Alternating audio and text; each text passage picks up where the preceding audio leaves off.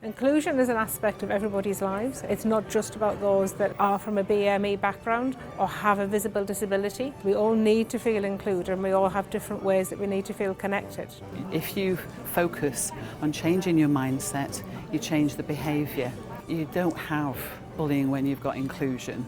The NHS is a massive employer. It's one of the biggest employers in the world, never mind within the UK. 77% of the NHS workforce are women. Less than 30% of those women are sitting in very senior manager roles, including chief executive roles. When we're, public-facing community services, it is important that we really understand the diversity of our communities and how we can better help them. When we think about our BME colleagues, the representation is even more stark. Our board makeup is 90% white and 5% Black, Asian and minority ethnicity. We know that we don't necessarily have inclusive workspaces, we don't necessarily have an equality of opportunity for all of our colleagues. So the Inclusion Carousel was a chance to really understand what is happening within our region, how can we get the very best for our staff, and how as a result can we get the very best for our patients all across the region. Part of my frustration is that we talk a lot about the problems and we don't seem to talk enough about solutions. And it's really good that in this conference here today, that we're talking a little bit about solutions. We have had volunteers from our organisations from across the region, and each of them is effectively a carousel horse.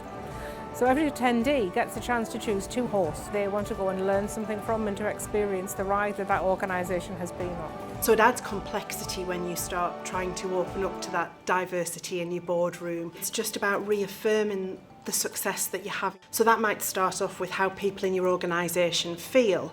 So what does that give us? Well, it stops presenteeism, so it saves you a huge amount of money, but it's just getting those stories over the line. We know that good coaching can help underrepresented groups within the NHS progress in their careers. We present a scene and we call a provocation, and then we invite the audience to actually change the dynamics, change the story, change the outcome, change the language, the intention of the piece, so that they're in fact in charge of what happens, they're in charge of the narrative.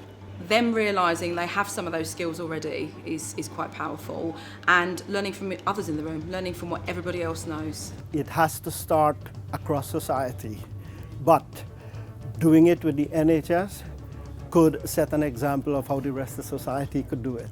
I think there's an increasing appetite for social justice. There is a change coming through within that.